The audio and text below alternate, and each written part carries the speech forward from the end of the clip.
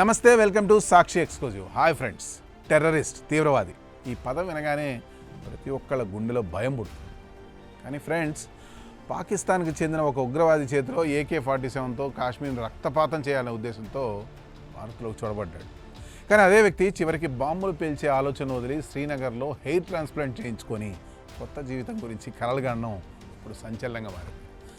పాకిస్తాన్కి చెందిన లష్కర్-e-తోయిబా శిక్షణ పొందిన మహమ్మద్ ఉస్మాన్ జట్ అలియాస్ చైనీస్ విచారణలో వెల్లడించిన విషయాలు భద్రతా వర్గాలను ఆశ్చర్యానికి గురిచేస్తుంది. ఆ స్టోరీ ఏంటో ఈ వీడియోలో చూద్దాం. వీడియో అయితే ఎక్కడ స్కిప్ అవ్వకుండా చూడండి. లాహోర్కు చెందిన ఉస్మాన్ జట్కు పాకిస్తాన్ శిక్షణ శిబిరాల్లో చిన్ననాటి నుండే ఒక విషయం బోధించారట. కాశ్మీర్ ప్రజలు నరకయాతన అనుభవిస్తున్నారు, భారత సైన్యం వారిపై దౌర్జన్యాలు చేస్తుంది, కాబట్టి జిహాద్ కోసం నువ్వు వెళ్ళాలి అని. ఆ ప్రచారాన్ని నమ్మిన అతడు భారత్లోకి చొరబడి ఉత్తర మధ్య కాశ్మీర్లో ఉగ్ర కార్యకలాపాల్లో పాల్గొన్నట్లు సమాచారం. కానీ గ్రామాల్లో స్థానిక ప్రజల మధ్య నివసించడం ప్రారంభించిన తర్వాత అతడి ఆలోచనలు పూర్తిగా మారిపోయాయని విచారణలో వెల్లడైంది. పాకిస్తాన్ చెప్పిన కథనాలకు కాశ్మీర్లో కనిపించిన వాస్తవాలకు ఎలాంటి సంబంధం లేదని అతడు గ్రహించినట్లు అధికారులు చెబుతున్నారు. ఈ కథలో మరింత ఆశ్చర్యకరమైన విషయం ఏంటంటే, ఉస్మాన్ జట్కు చాలా కాలంగా జుట్టు ఊడిపోవడం వల్ల తీవ్ర మానసిక ఒత్తిడి ఉండేది.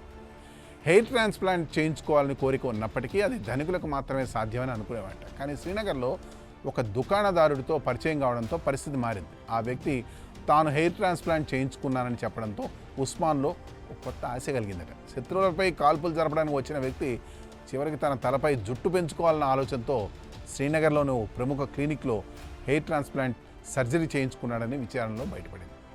సర్జరీ అనంతరం అతడి ఆలోచనలో పూర్తిగా మార్పు వచ్చిందని అధికారులు చెబుతున్నారు. భారత్లో నిశ్శబ్దంగా స్థిరపడి తర్వాత నకిలీ ఆధార్, పాన్ పాస్పోర్ట్లతో విదేశాలకు పారిపోవాలనే ప్రణాళిక రచించినట్లు విచారణలో వెల్లడైంది. దీనికి అతడు ఖర్గోష్ ప్లాన్ అనే కోడ్ పేరు పెట్టుకున్నట్లు సమాచారం. టర్కీ సినిమాలు చూస్తూ ఇంగ్లీష్ నేర్చుకోవడం కూడా ప్రారంభించాయట. అయితే భారత భద్రతా బలగాలు అతడిని మరో సీనియర్ లష్కర్ ఉగ్రవాది అబ్దుల్లా అలియాస్ అబూ హురైరాను శ్రీనగర్లో అరెస్ట్ చేయడంతో మొత్తం కుట్ర బయటపడింది. విచారణలో అల్ఫలా అనే ప్రమాదకర ఉగ్ర మాడ్యూల్కి సంబంధించిన కీలక సమాచారం లభించినట్టు తెలుస్తుంది. ఢిల్లీలోని రెడ్ ఫోర్ట్ సమీపంలో జరిగిన కార్ బాంబ్ పేలుడు కేసుతో కూడా ఈ మాడ్యూల్కు సంబంధాలు ఉన్నాయని అనుమానిస్తున్నారు. ఉస్మాన్ జట్ ఇచ్చిన సమాచారంతో కాశ్మీర్లో ఉగ్రవాదులకు సహకరిస్తున్న స్థానిక ఓవర్ గ్రౌండ్ వర్కర్ల నెట్వర్క్ను కూడా భద్రతా బలగాలు ఛేదించినట్టు సమాచారం.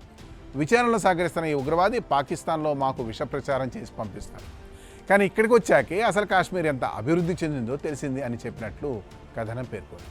మొత్తానికి ద్వేషంతో భారత్లోకి అడుగుపెట్టిన ఒక ఉగ్రవాది కాశ్మీర్లోని సాధారణ ప్రజల జీవన విధానం, ప్రశాంత వాతావరణం చూసి తన మనసు మార్చుకోవడం ఇప్పుడు చర్చనీయాంశమైంది.